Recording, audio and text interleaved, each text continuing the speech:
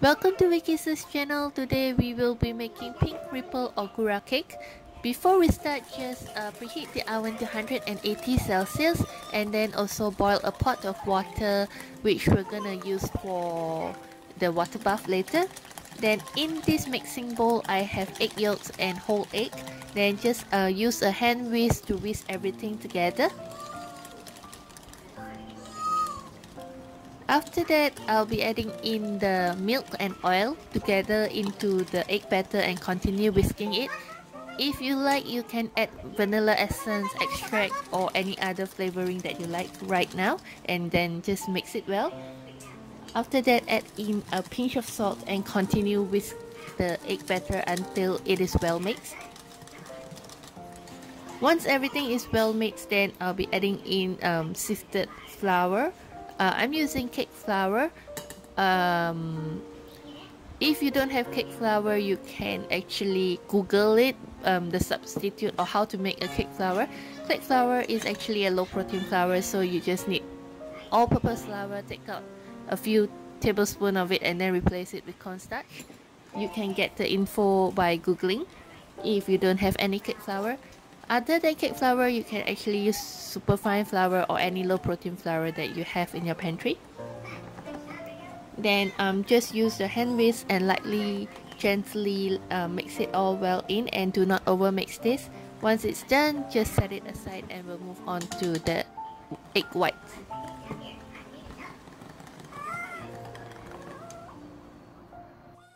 For the egg whites, we will turn it into a firm peak meringue, which is just a few seconds away from a stiff peak meringue. So pay attention to the stiffness of the meringue as we do not want to overbeat this. To start off, just use an electric hand mixer on high speed, beat the egg whites till foamy, and then add in cream of tartar. If you do not have cream of tartar, you can always substitute it with salt, lemon juice, or even cornstarch. Then gradually add in the sugar and beat it till firm peak. Firm peak is where when you pull out the hand whisk, it forms a stiff peak yet with a hook. Once you reach that stage, you know that it is ready, so just set it aside.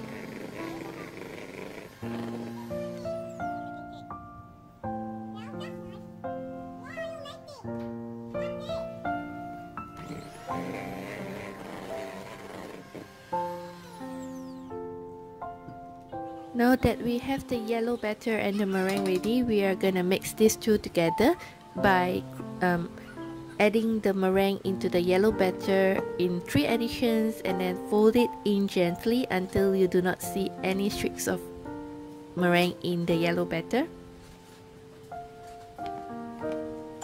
By the way, I'll be using an 8-inch round cake pan, but if you want a taller cake, you can use a 7-inch cake pan or a 7-inch round cake pan or 7-inch square cake pan. Then just line it with the parchment paper and you do not need to grease the sides.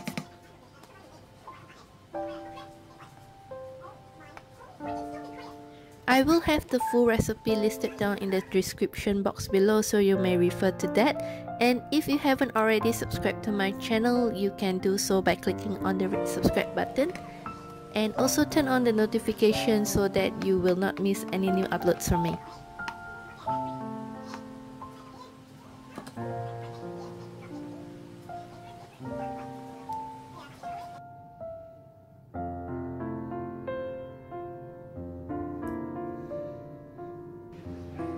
Once the cake batter is ready, then just portion 1/3 of the cake batter into another bowl, because we will color the 1/3 portion of the cake batter with red yeast.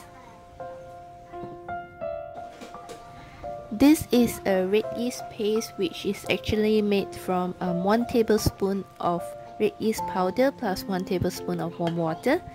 Then mix it into a paste and then add into the 1/3 portion of the cake batter and gently fold it in to turn the cake batter into a nice pink color cake batter. And you can get this red yeast powder from any baking shop, and sometimes you also can get it from any Chinese medical hall. Once the cake batter is ready, then we're gonna scoop it into the cake pan.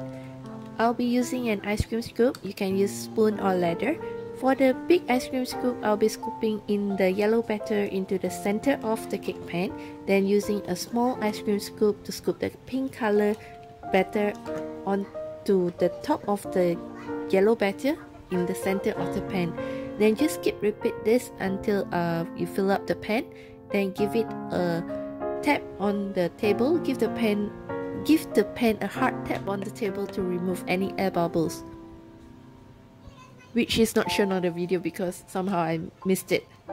Then we're gonna bake this in water bath. Just use a bigger pan, add in the hot water, and then put the cake pan in it.